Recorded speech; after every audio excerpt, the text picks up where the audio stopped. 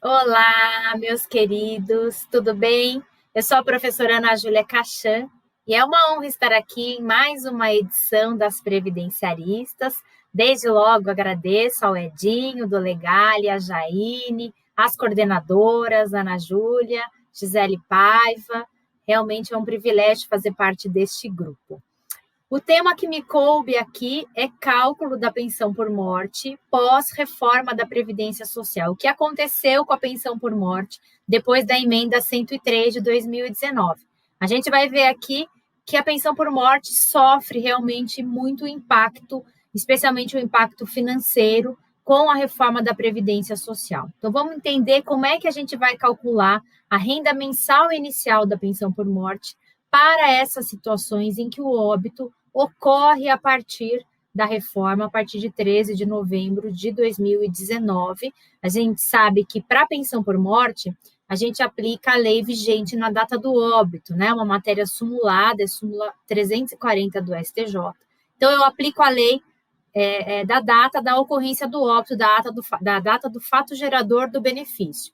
Então, se o óbito ocorreu pós-reforma, você vai aplicar o critério de cálculo que ficou estabelecido pela emenda 103.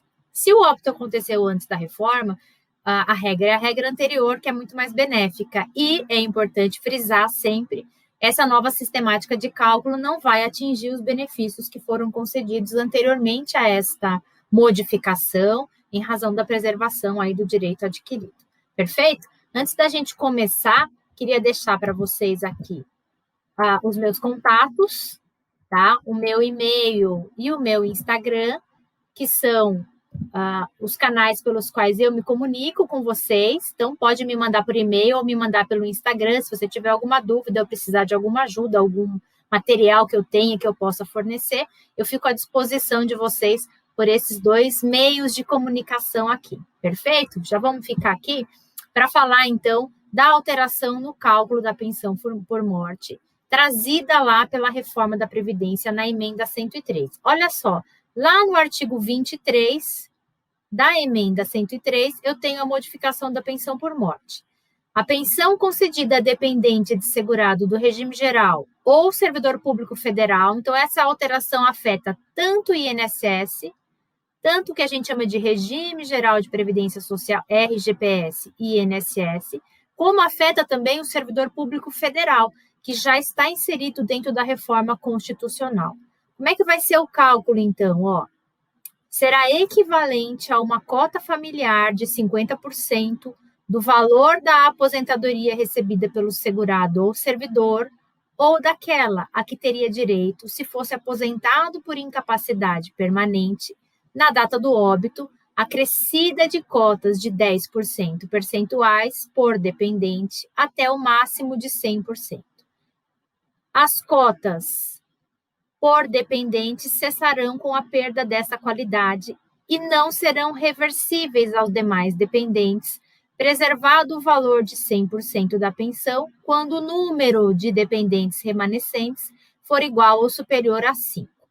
Muito bem. O que é que a reforma da Previdência fez? Num primeiro momento, ela altera a regra de cálculo do coeficiente do percentual que vai ser aplicado na aposentadoria que o segurado recebia ou na aposentadoria por incapacidade permanente.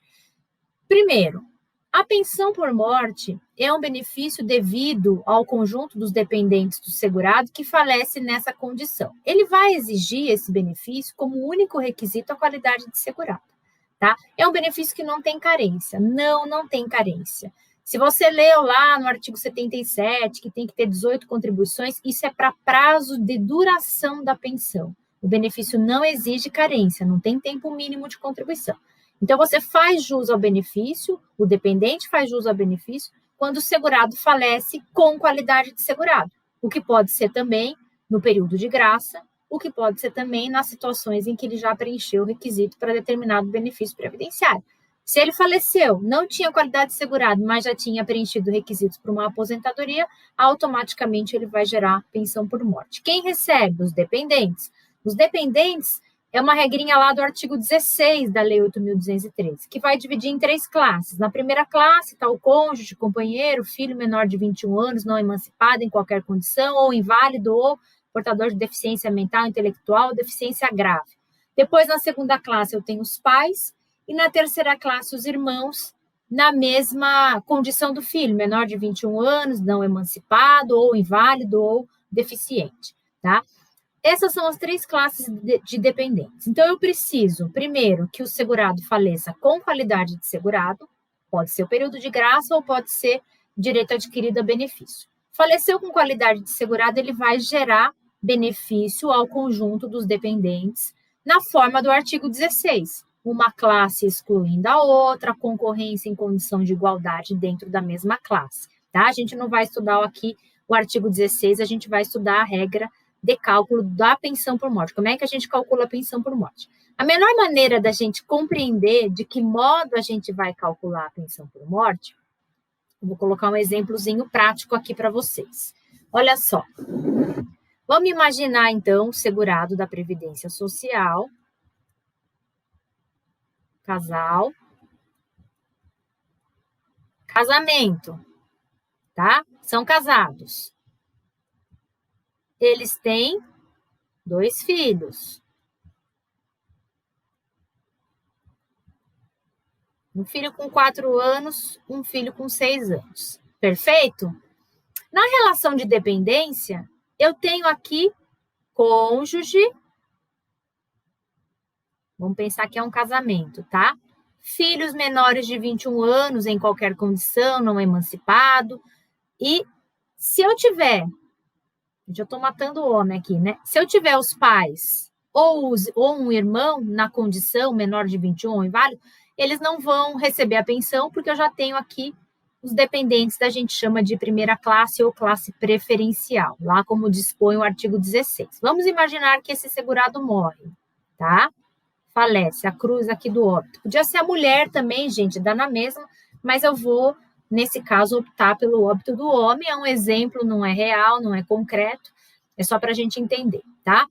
Morreu o homem. O que eu preciso saber, então? Se ele tem qualidade de segurado. Muito bem. Se ele tem qualidade de segurado, eu sei que ele vai gerar pensão por morte ao conjunto dos dependentes na forma do artigo 16. Perfeito? Como é que eu vou calcular? Então, eu tenho, primeiro, uma cota familiar de 50%, essa eu vou ter de qualquer jeito, porque é o que a lei chama de cota familiar, mais 10% por cada dependente. Então, eu venho aqui e conto quantos dependentes eu tenho. 1, 2, 3. 3 dependentes. Volto aqui, ó. São 3 cotas de 10%. Eu vou ter uma cota final, um coeficiente, um percentual da renda mensal inicial de 80%. Esse 80%, ele vai incidir aonde? Na aposentadoria que o segurado já recebia. Que o segurado recebia. Ou numa aposentadoria por incapacidade permanente calculada na data do óbito. Vamos imaginar, então, aqui nesse nosso exemplo, ó. Vamos fazer essa pessoa existir? Ele chama João, ele faleceu com qualidade de segurado, ele tinha 47 anos de idade e ele tinha 17 anos de tempo de contribuição no INSS e ele não era aposentado. Perfeito? Como é que eu vou calcular, então? Opa, se o João morreu com qualidade de segurado, gerou pensão por morte, tinha 17 anos de INSS e não era aposentado, eu venho aqui, o coeficiente eu já tenho, 80%. Só que se ele não é aposentado, eu preciso calcular uma aposentadoria por incapacidade permanente. Lembram da regra geral de aposentadoria por incapacidade permanente? Aposentadoria por incapacidade permanente, 60%, mais 2% por cada ano, que passe 20 para o homem ou 15 para a mulher. Se o João faleceu com 17 anos de contribuição, gente, ele não tem nenhum ano além dos 20 mínimos para o homem. Qual vai ser o coeficiente da aposentadoria por incapacidade dele? 60%. Que vai incidir aonde? No salário de benefício. Este que também foi alterado pelo artigo 26 da emenda 103. Salário de benefício passa a ser 100% da média e não 80% como era antes da regra. O que eu vou ter aqui, então? Primeiro, vamos imaginar que eu fiz a média dele, só para a gente fazer um exemplo mais real. Vamos imaginar que eu fiz a média dele, deu R$2.000. Perfeito? A aposentadoria por incapacidade permanente dele é 60% de R$2.000. É uma aposentadoria de R$1.200. É aqui que vai incidir o coeficiente da pensão. 80% de R$1.200, que a gente sabe que vai ficar abaixo e ele vai receber no fim um salário mínimo, porque tem a garantia de um salário mínimo. Perfeito? Conseguem compreender? Primeiro eu cotizo, depois eu tenho que ver se ele está aposentado ou não. Se ele não estiver aposentado, gente, vai para uma aposentadoria por incapacidade permanente. E aí que eu tenho esse problema, que é o problema da aposentadoria ter tido seu cálculo alterado pela reforma. Quais são as exceções? Quais são as revisões possíveis? Deixa eu limpar aqui. Quais são as revisões possíveis? Primeiro, se eu tiver dependente, inválido ou deficiente, o coeficiente é 100%. Perfeito? Se a aposentadoria por incapacidade permanente for calculada como acidentária, também é 100%. Essas são as principais revisões. Dependente, qualquer dependente inválido vai gerar um coeficiente de 100%. Eu não cotizo, então, quando tem inválido? Não, eu faço 100%. Se a causa da morte for acidente de trabalho, eu tenho que calcular uma aposentadoria por incapacidade permanente acidentária. E aí eu vou ter um benefício de 100%. Perfeito? Porque vejam só como é complicado e como é incoerente, como é ruim, né? Para o segurado, é triste para o segurado isso. Vamos fazer de novo aqui. Ele morreu. Deixou só a mulher. Quanto vai ser, gente? 60%. 50% mais 10 por cada dependente, eu só tenho um dependente. 60%. Do quê? Ele não era aposentado, da aposentadoria por incapacidade permanente, que se ele tinha pouco tempo de contribuição, menos de 20, vai ser 60% do salário de benefício, né, vezes o salário de benefício, 60% da média. Eu tenho 2 redutores. Aqui, na verdade, eu tenho um benefício de 36% do salário de benefício. Essa é a renda mensal inicial nessas situações. Triste, tristíssimo. Agora, nesse momento que a gente vive de Covid, com muitos óbitos, muitas pensões que a gente tem feito, que vocês devem também estar se deparando com isso, vocês estão observando como o cálculo da pensão prejudicou o segurado, como isso faz cair a renda mensal inicial da pensão, como isso é triste dentro da sociedade, da realidade do nosso cliente, do segurado da Previdência Social, uma das modificações mais complicadas a gente entender. A gente ainda tem o fim do direito de acrescer. Antes, quando uma cota era extinta, ela era redistribuída entre as remanescentes. Hoje, quando uma cota é extinta, ela acaba.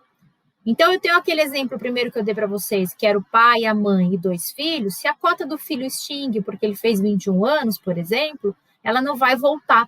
A pensão é recalculada com base nas cotas remanescentes. Então, fim do direito de acrescer ou de reversão de cotas e cotização, que é, na verdade, uma volta no tempo, gente, porque essa era uma regra que existia antes da Lei 9.032 de 95.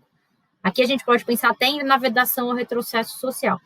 Até 95 era assim, 95 unificou para 100%. Olha como era, deixa eu pôr o slide de como era para vocês terem uma ideia do tamanho do prejuízo. Olha como era, 100% da aposentadoria que ele recebia ou de uma aposentadoria por invalidez que era 100%.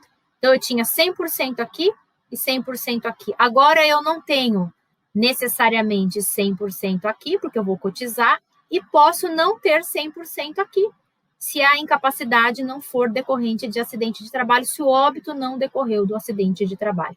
Perfeito? Então, as duas principais alterações, eu vou deixar esse material disponibilizado para vocês, com um pouquinho mais de conteúdo do que a gente consegue falar aqui, nesse tempozinho que a gente tem, para que você possa entender tanto as regras de modificação, como a regra de acumulação de pensão. Vai ficar o materialzinho aqui para vocês. Perfeito? Para a gente encerrar, só queria deixar para vocês esse pensamento, né? Daria tudo que sei pela metade do que ignoro, que eu acho que é um pensamento bem apropriado e bem adequado para esse momento que a gente está vivendo, de muitas novidades no direito previdenciário, que é a gente compreender que, de fato, a gente pode estudar. Eu falo que é igual uma montanha, né? Você, quanto mais perto você chega, maior ela fica para você. Então, é um caminho que não tem, realmente, que não se encerra nunca. O caminho do conhecimento é um caminho que não se encerra nunca. Perfeito? Eu agradeço muitíssimo a sua atenção, o privilégio de participar deste momento aqui com vocês. É sempre uma honra, né, fazer parte deste grupo das previdenciaristas. Um beijo grande e até a próxima.